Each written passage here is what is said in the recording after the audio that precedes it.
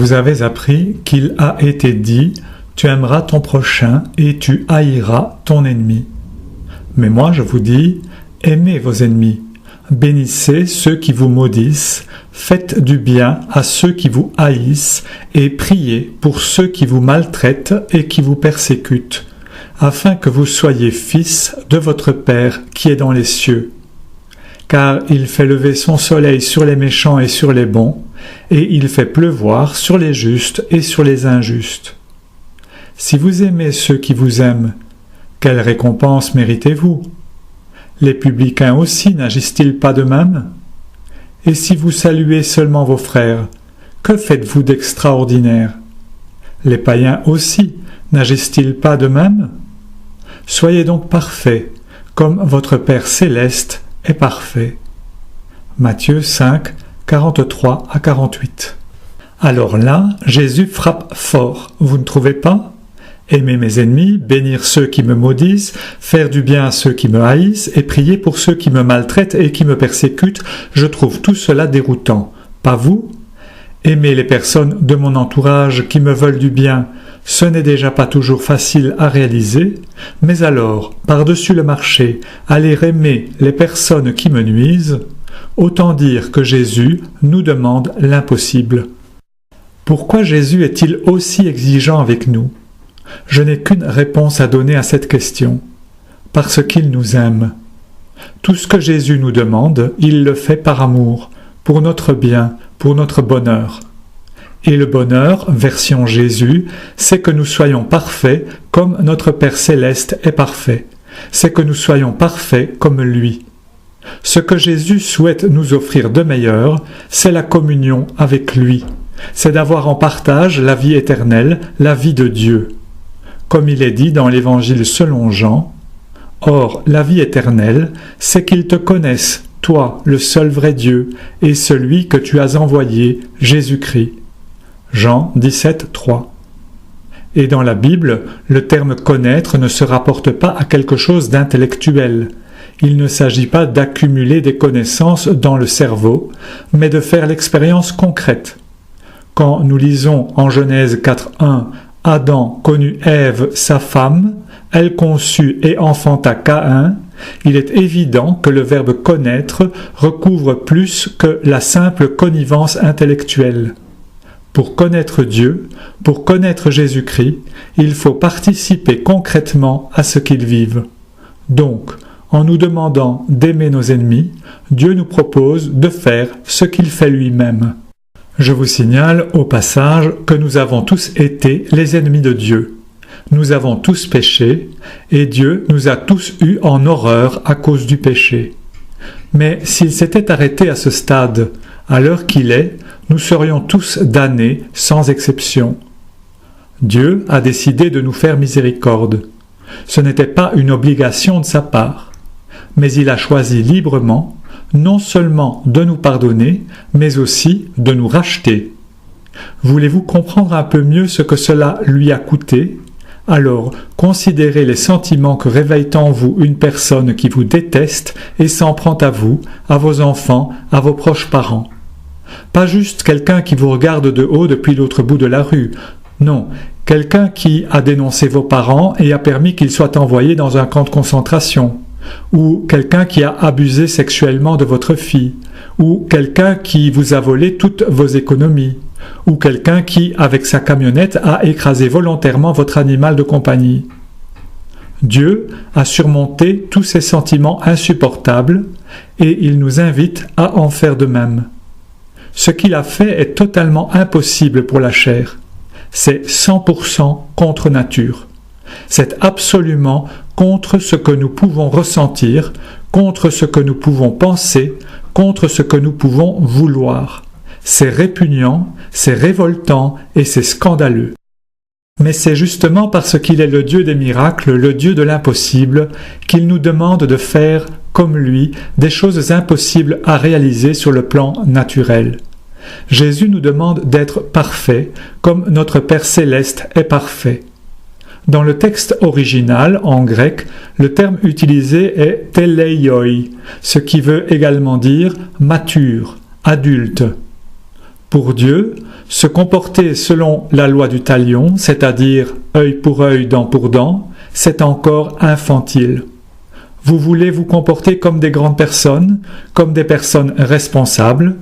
Dans ce cas, dépassez le stade primaire, apprenez à surmonter vos principes, apprenez à maîtriser vos pulsions et vos sentiments, apprenez à engager votre volonté au service d'un autre que vous-même et allez-y.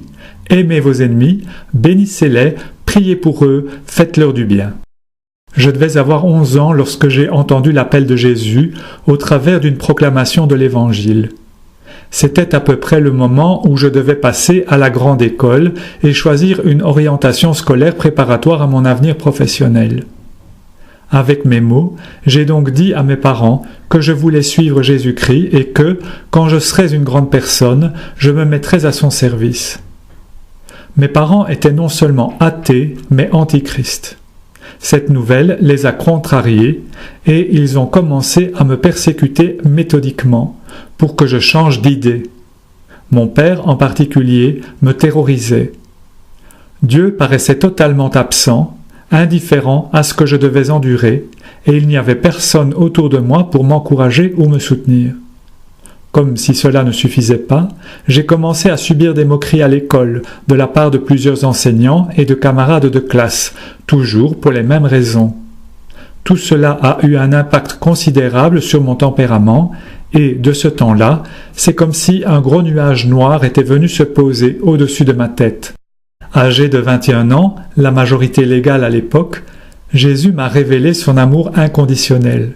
Je me suis aussitôt repenti de mes péchés passés et je suis véritablement né d'en haut. J'ai aussitôt été libéré du sentiment de terreur que je ressentais vis-à-vis de mon père et le gros nuage noir s'est dissipé. Une des premières choses que j'ai faites en retrouvant mes parents fut de leur témoigner de l'amour de Jésus. Et mon père s'est mis très en colère. Lorsqu'il a levé la main sur moi pour me frapper, je n'ai pas eu peur. Mais ce qui m'a fait mal, c'est le mépris que mon père s'est mis à afficher à mon encontre à partir de ce moment-là, et les blasphèmes qu'il s'est mis à proférer à chaque fois qu'il me voyait. J'en ai contracté des blessures profondes que je n'arrivais pas à lui pardonner. Mon propre père se comportait en ennemi, et, tout chrétien né d'en haut que j'étais, je n'arrivais pas à le bénir, à lui vouloir du bien. Je n'arrivais pas non plus à voir qu'il était le jouet d'esprits démoniaques, qui s'étaient engouffrés en lui par la porte de l'alcoolisme et s'exprimaient à travers lui de façon débridée.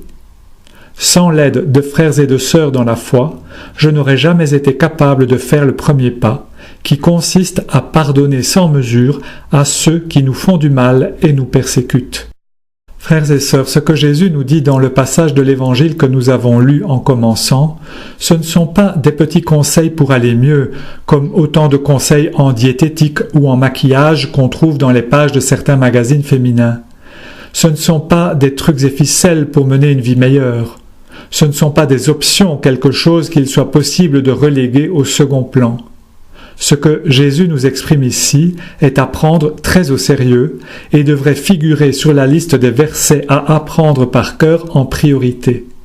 Pour quelle raison ? Afin que vous soyez fils de votre Père qui est dans les cieux, nous dit Jésus. Voyez-vous, tant que je n'avais pas pardonné à mon Père de la terre, je n'étais pas fils de mon Père du ciel. Je n'étais pas un homme de Dieu. Dans le modèle de prière enseigné par Jésus en Matthieu 6, 9 à 15, nous trouvons cette demande. « Pardonne-nous nos offenses, comme nous aussi nous pardonnons à ceux qui nous ont offensés. » Autrement dit, remets-nous nos dettes comme nous les remettons à ceux qui ont une dette à notre égard. Et Jésus en rajoute une couche en disant « Si vous pardonnez aux hommes leurs offenses, votre Père céleste vous pardonnera aussi. Mais si vous ne pardonnez pas aux hommes, votre Père ne vous pardonnera pas non plus vos offenses. » Dieu nous aime certes sans condition, et Jésus a spontanément donné sa vie pour des personnes qui ne l'aimaient pas. L'amour de Dieu n'est pas une réponse à notre amour. Dieu seul en a l'initiative. Nous qui avons mis notre confiance en Jésus-Christ, nous avons tous été pardonnés gratuitement. Mais la réponse à cet amour que Dieu attend de nous est très concrète. Il ne demande pas que nous l'aimions seulement lui, il ne demande pas que nous aimions seulement les personnes qui nous veulent du bien, mais il demande que nous aimions également toutes les personnes qui nous veulent du mal et nous occasionnent des torts. Toutes les personnes qui pompent notre énergie, triturent nos nerfs, abusent de notre patience, volent notre argent, médisent à notre encontre et font circuler toutes sortes de rumeurs néfastes, en plus de toutes les personnes qui refusent tout net de communiquer avec nous, comme si nous étions des malpropres. Ce qu'il nous propose, c'est de lui ressembler, c'est de faire comme Jésus. Tant que je n'avais pas remis toutes ces dettes à mon Père de la terre, Dieu ne pouvait pas m'affranchir de mes dettes envers lui. En fait, tant que je n'avais pas pu pardonner à mon Père, je restais prisonnier de la situation, de mes peurs, de ma colère, de mon ressentiment, de mes émotions négatives, de mes blessures. Toutes ces dettes que je ne remettais pas étaient comme un boulet qui me retenait captif, qui entravait mes pas à la suite de Jésus, qui m'empêchait d'être totalement libre pour aimer. Mais faire ce pas de pardonner à quelqu'un qui, vous semble-t-il, ne vous aime pas est de l'ordre de l'impossible. Vous aimeriez négocier cette remise de dette, faire en sorte que cela vous rapporte quelque chose en retour.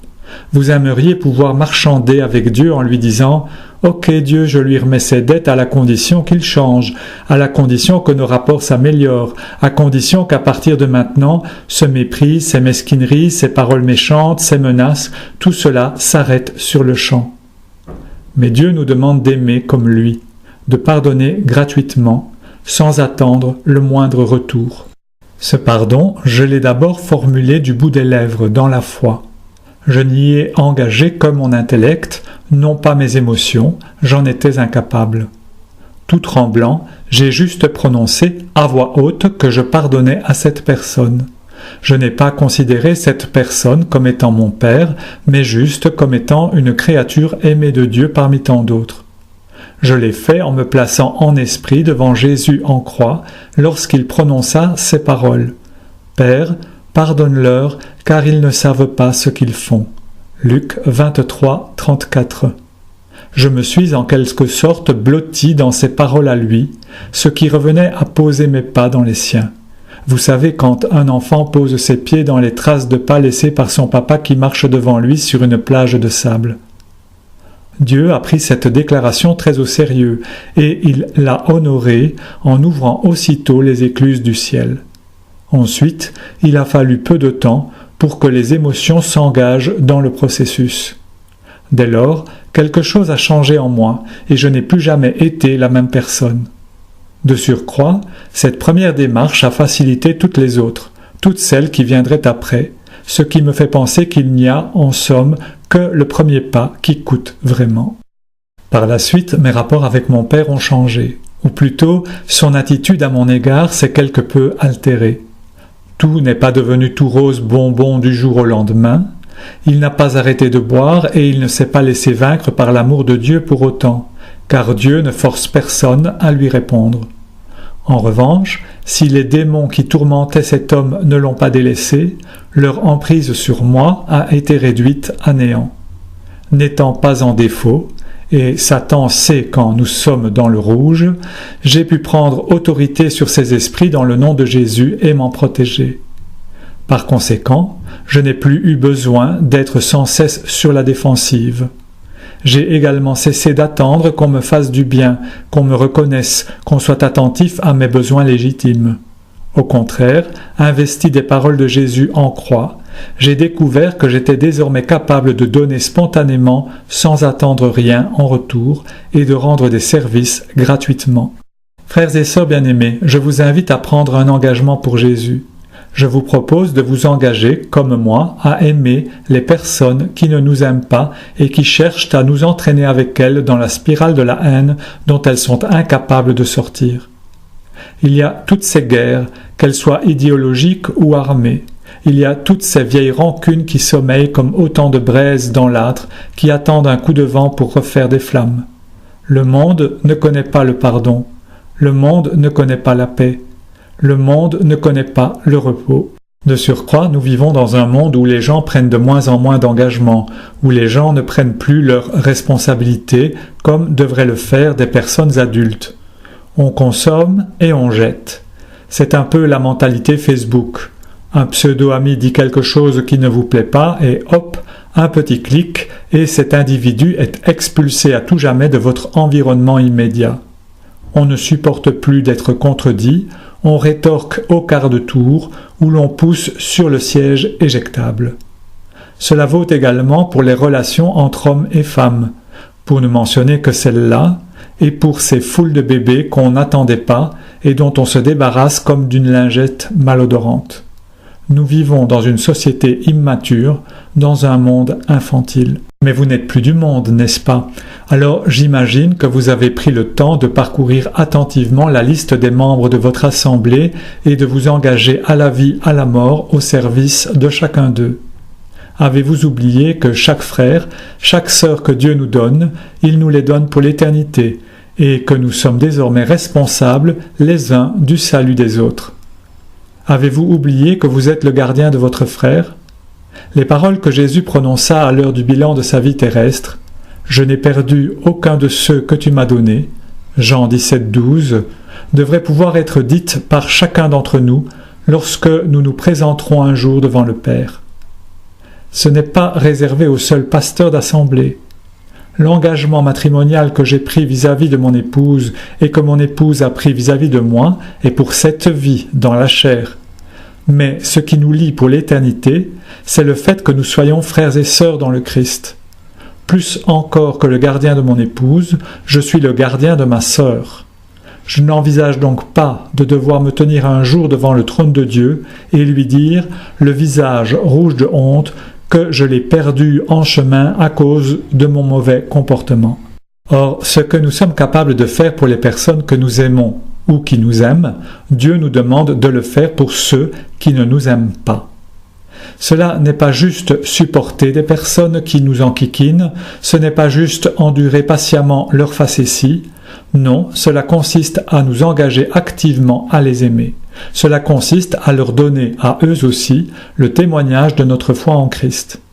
Et ce que je vous convie à faire dès à présent, ce n'est pas de vous engager à aimer vos ennemis en général, ce qui demeure quelque chose de vague et diffus, mais de vous engager à aimer un tel qui est votre ennemi à tel endroit et un tel autre qui vous veut du mal à un autre endroit. Par exemple, il y a pour le moment un voisin de la rue que ma seule présence dérange. Nous ne nous sommes jamais adressé la parole qu'une seule fois, et depuis lors, cet individu s'en va colporter des rumeurs sur mon dos à tout le voisinage. Il cherche à monter les gens contre moi avec des arguments inventés de toutes pièces. Eh bien, au lieu de me laisser abattre, au lieu de me plaindre ou d'entreprendre une contre-offensive auprès des habitants de la rue, je me suis engagé devant Dieu à aimer cette personne, comme on le ferait pour toute personne dont on est responsable, avec miséricorde, tendresse, patience, persévérance, dans le jeûne et dans la prière. Je me suis engagé à continuer de saluer cette personne avec beaucoup de courtoisie, comme si de rien n'était, et à faire taire les ragots malveillants à son sujet. Et figurez-vous que dès l'instant où j'ai pris cet engagement, toute l'inquiétude qui m'habitait à cause de ce voisin et de ses manigances a disparu, pour ne laisser de place qu'à un profond sentiment de joie, selon ce principe énoncé par Jésus lui-même. Il y a plus de bonheur à donner qu'à recevoir. Acte 20, 35. Je suis certain que Dieu ne manquera pas de venir en aide à la faiblesse de ma chair dans ce travail spirituel qu'il me demande d'accomplir dans la durée. N'oublions pas, chers frères et sœurs, que les personnes qui nous persécutent ne sont souvent que le jouet de forces démoniaques, comme nous le rappelle notre Maître à travers les paroles de l'apôtre Paul. Car nous n'avons pas à lutter contre la chair et le sang, mais contre les dominations, contre les autorités, contre les princes de ce monde de ténèbres, contre les esprits méchants dans les lieux célestes. Éphésiens 6, 12. N'oublions pas de qui nous sommes la cible et ne nous trompons pas de combat. Comme saint Patrick qui disait dans une magnifique prière « Le Christ dans le cœur de tout homme qui pense à moi, le Christ dans tout œil qui me voit, le Christ dans toute oreille qui m'écoute. » Apprenons à voir dans toute personne que nous croisons sur notre route non un ennemi potentiel, mais un frère potentiel, non pas un agent de Satan, mais une sœur dans le royaume. En guise de conclusion, je voudrais émettre un souhait en ce qui vous concerne personnellement. Je voudrais que ces quelques mots de notre bien-aimé Maître et Seigneur qui vont suivre, vous puissiez vous les approprier une fois pour toutes et les voir s'accomplir dans tous les aspects de votre existence. Ils sont extraits de l'Évangile selon Matthieu 5, 9. Heureux les artisans de paix, car ils seront appelés fils de Dieu.